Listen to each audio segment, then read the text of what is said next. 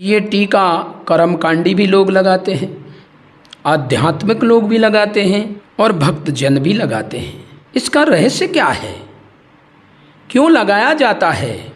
यदि इसको हम जानेंगे नहीं तब तक वास्तव में लगाने का अधिकार भी नहीं है। कर्मकांडी जन जो टीका लगाते हैं या तिलक लगाते हैं, रोली या चंदन का जो लगाते हैं तो वो शौक के लिए लगाते हैं, सुंदर दिखने के लिए लगाते हैं, अपने को भक्त कहलाने के लिए लगाते हैं।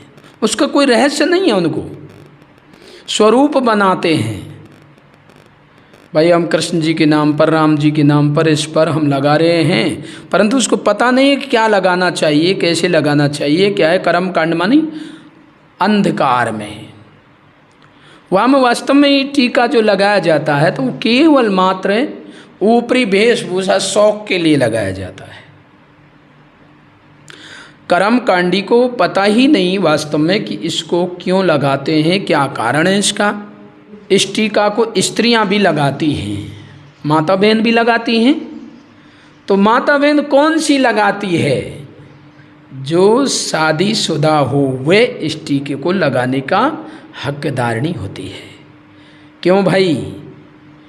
क्योंकि मैंने अपने जीवन को किसी पुरुष के चरणों में टेक दिया है, मैं किसी पुरुष के साथ हो चुकी हूँ। तो वह जो टीका लगाती है तो ये है कि कोई भी पुरुष मेरी तरफ नज़र ना करे, क्योंकि मैंने मेरा पति बना लिया है, मैं पति बना चुकी हूँ, मैं किसी पुरुष के साथ रुक चुकी हूँ, टक चुकी हूँ, इसलिए वह टीका लगाती है। अब ये कर्मकांडी जन, आध्यात्मिक जन, भक्त जन ये टीका क्यों लगाते हैं? तो कर्मकांडियों को तो आपको बता दिया कि उनके पास कोई भी सैद्धांतिक पद्धति का कोई पता नहीं है कि हम क्यों लगाते हैं। वो तो ये कही है कि जहाँ भी पहुँचेंगे, चाहे राम के मंदिर में पहुँचे, कृष्ण के मंदिर में पहुँचे, हनुमान के में पहुँचे, चाहे जिसके में पहुँचे, जहाँ चंदन मिलेगा वहीं से अपना पूरा माथा लीप लेगा। कोई ठाड़ा कर लेगा, कोई आड़ा कर लेगा, कोई कैसे कर लेगा, कोई कैसे कर लेगा। ये सब उनका केवल उनके मन को जो भाया जो ही। क्योंकि अब कुंवारी लड़की कहीं टीका लगा रही हो और उससे पूछा जाए अरे तेरा पति कौन है, तो उसको पति का क्या पता, वहाँ तो अबोध है। अबोध को क्या मालूम कि क्यों लगाया जाता है। और यदि अबोध नहीं है और कोई सियानी लड़की है और वो लगा रही है तो वो फिर शौक के लिए लगा रही है। पति ही नहीं है तो फिर टिकेगी किसके चरणों में? तो जब हमको अपने इष्ट का पता ही नहीं है, कर्मकांडी का कोई स्पेशल इष्ट नहीं होता है, वो सबका जयकारा क्या है चंदन रोली लगा सकता है। जहाँ भी कोई देवी काक, देवता काक, प्रेत काक, भूमिया काक, चामड़ काक, जो कोई मतलब XYZ जिनकी पूजा करता है उन्हीं का वह लगा लेता है। जबकि लगाना किसका चाहिए? जैसे स्त्री एक पुरुष के चरणों में रुकती है, ऐसे ही हमको एक अपना इष्ट का मालूम होना चाहिए और उसके चरण रज हो वे अपने मस्तक पर धारण करी जाए। तो इधर क्या है कि आध्यात्मिक लोग क्या करते हैं कि ध्यान साधना करते करते करते करते जब वे दिव्य दृष्टि उनकी खूट जाती है और वे आज्ञा चक्र पर जब अपना ज्योति का दर्शन करते हैं तो वे भी वहाँ चंदन का टीका लगाते हैं। क्योंकि हम टिके हुए हैं आत्मा ईश्वर ब्रह्म में, हम टिके हुए हैं आत्मा ईश्वर ब्रह्म में, तो उनका लगाना वाजिब है, उनका लगाना सही है। क्योंकि वे आत्मा ईश्वर ब्रह्म का दर्शन कर चुके हैं। आज्ञा चक्र है, दो भों के बीच में जो ये होता है तिलक यहाँ लगाया जाता है। तो यहाँ जब ध्यान साधना किया जाता है तो आपको ज्योति का दर्शन होगा। जो ज्योति का दर्शन हो जाता है तो दिव्य दृष्टि जब खुल जाती है तो वह आत्मा ईश्वर ब्रह्म की जानकारी उसे हो जाती है और फिर वह उसमें टिक जाता है। ये अध्यात्मकों का टीका लगाने का रहस्य रहता है। अब तत्वज्ञानी या भगवत प्रेमी, भगवत अनुयायी भगवत प्रेमी, भगवत भक्तों, ये जो टीका लगाते हैं ये भी टीका लगाते हैं, भाई ये भी भगवान के प्रेमी हैं, तो असली में टीका लगाने का अधिकार तो इनको है। जब भक्त भगवान को पा लेता है, भक्त भगवान को पा लेता है और उसके चरणों में जब टिक जाता है तो उसके चरण की रज उसे मिलती है। जब सद्गुरु प्रसन्न होता है, भगवत अवतारी प्रसन्न होता है, जब भगवान अपने शिष्य पर, अपने दास पर जब प्रसन्न होता है तो वह अपनी चरण रज देता है और भक्त उस चरण रज को अपने मस्तक पर शिरोधार्य करता है। अब वे कहता है कि देखियो मैं भी टिका हुआ हूँ, किसके में? केवल एक परमात्मा परमेश्वर के चरणों में। योगी टिका है आत्मेश्वर ब्रह्म के चरणों में।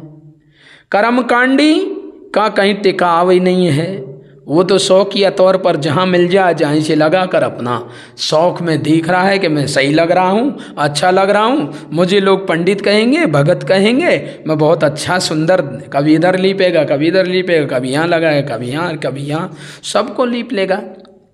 तो वो तो है अज्ञान में। जैसे अबोध लड़की है, अपनी माँ यदि टीकी लगा रही है, टीका लगा रही है, तुरंत वाने भी लगा लिया, उसको पता ही नहीं क्यों लगाते हैं। अध्यात्म जो होता है वो ध्यान साधना में जब तत्पर हो जाता है, उसकी ध्यान साधना शुरू होती है और जब वे पहुंच जाता है अपने अज्ञा चक्र पर, कुंडली जागरण करने के माध्यम से, जब जीव अज्ञा चक्र पर बैठकर जब देखता है तो वह ज्योति का दर्शन करता है। अज्ञा चक्र पर जाकर वो ज्योति का दर्शन करता है, तो माँ आत्मेश्वर ब्रह्म का जब दर्शन होता है तो वो लोग वहाँ टिक जाते हैं। अब ये सबसे अंतिम में जो है वह सद्गुरु रज की महिमा है। वो केवल उसको भक्त जन ही लगाएगा, क्योंकि वो उपलब्ध ही उसको ही होगी, वो हमेशा तो यहाँ रहती नहीं है। चंदन टीका तो कभी भी यहाँ मिल जाएगा, चंदन रोली तो यहाँ कभी मिल जाएगी, अध्यात्म योग साधना भी यहाँ हमेशा रहती ही है। पर भगवद अवतरण तो एक युग में एक बार होता है ना, तो उसका चरण जो रज मिलती है अपने भक्त जनों को मिलती है।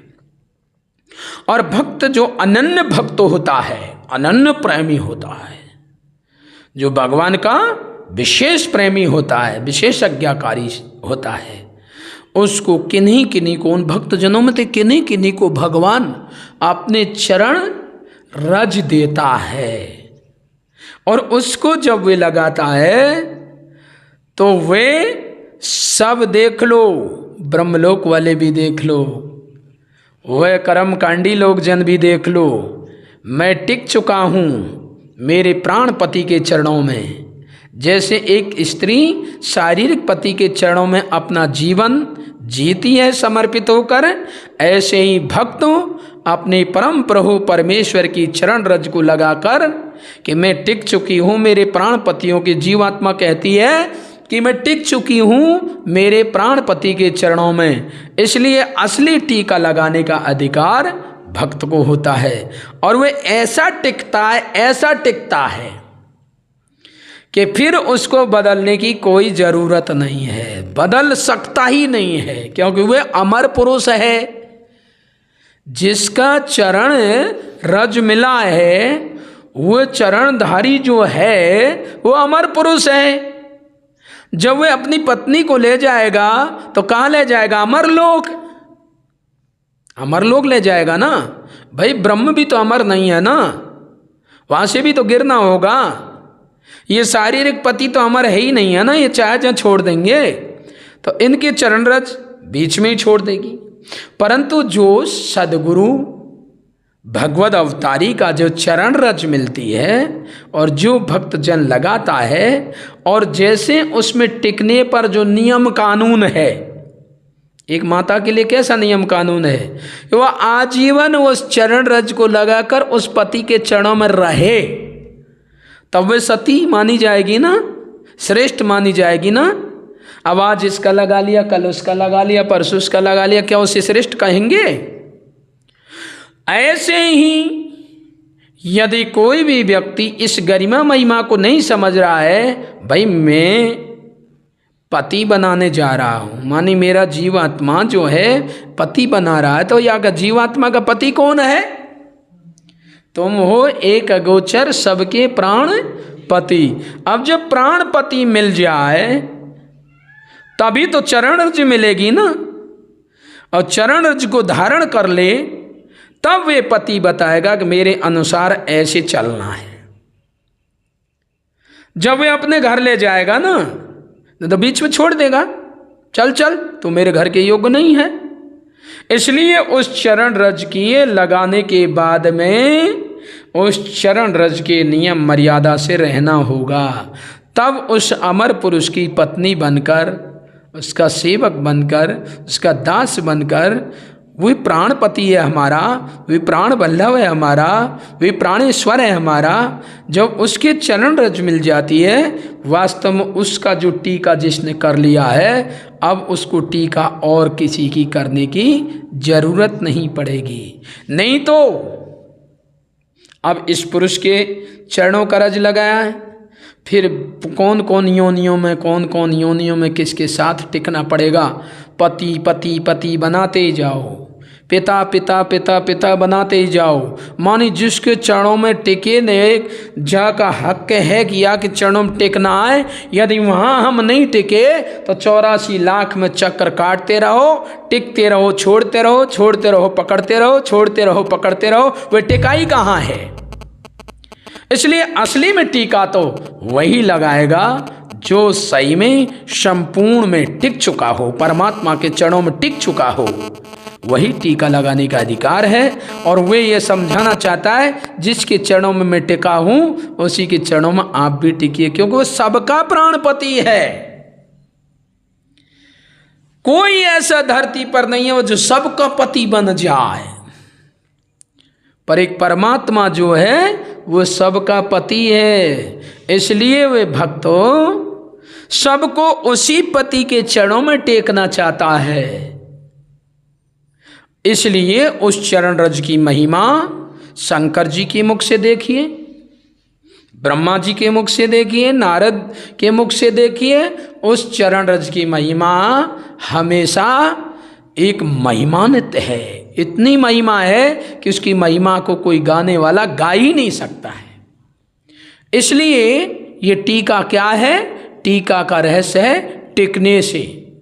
कहाँ टिकना चाहिए ये आप समझ लीजिए। अंत में टिकना है परमात्मा के चरणों में। परमात्मा से आगे टिकने की कहीं गुंजाइश ही नहीं है कि अब याऊते ऊंचे के चरणों में टिक जाए, क्या नहीं। इसलिए जब हम टिकते टिकते टिकते टिकते टिकते अब लास्ट में कहाँ आकर टिके हैं? जहाँ हम पहले टिके हुए थे, जहाँ से हम आए हैं, जहाँ से जीव आया है। जीव पाओ निज सहज स्वरूपा, माने जीव असली अपने रूप को तब जानेगा जब उस सद्गुरु चरण में आकर टिक जाएगा, परमेश्वर के चरणों में आकर टिक जाएगा। इसलिए टीका की महिमा ये है, और इस टीके की महिमा को समझकर उस सद्गुरु के चरणों में टिकना चाहिए। वो सद्गुरु एक युग में एक बार ही आता है, एक ही होता है एक युग में, 2 4 6 10 नहीं। वो भगवत अवतार एक ही होता है, 2 नहीं। 10 5 की तो कल्पना ही मत करिए। सतयुग में श्री विष्णु जी के चरणों में जो टिके वही टीका लगाने का अधिकारी सही रहे, वही उनको कोई भी अब दूसरी जगह जाने की जरूरत नहीं है। क्योंकि भगवान श्री कृष्ण ने भी कहा है, अर्जुन मैं जो तुझे ज्ञान देने जा रहा हूँ उसको प्राप्त करके फिर ना कुछ तुझे पाना है और ना कुछ जानना शेष रह जाएगा, इसलिए तुझे अशेष ज्ञान दे रहा हूँ। वह अशेष ज्ञान है वहाँ, मानी लास्ट जानकारी है, लास्ट मति है, अंतिम मति है। इससे आगे आपकी मति जाएगी कहाँ? उसमें जाकर टिकना है, उसमें जाकर टिकना, यही तो टीका है। टीका कहाँ जाकर टीका? कहाँ जाकर टिका? तो इसका रहस्य बताइए, कहाँ जाकर टिकना है आपको। इसलिए टिकिए। ये रोली के चंदन से टिकना नहीं कहा जाता, हमको किसी आधार बनाकर टिकना है ना। तो सर्वाधार कौन है? सर्वाधारम सदानंदम परमात्मानम तमारिम भजे। वो सदानंद ही तो सर्वाधार है, उसी के चरणों में टिकना है। इसलिए टीका लगाते हैं भक्तजन, टीका अपने सदगुरु चरण के रज का टीका लगाते हैं। यही टीका का महत्व होता है।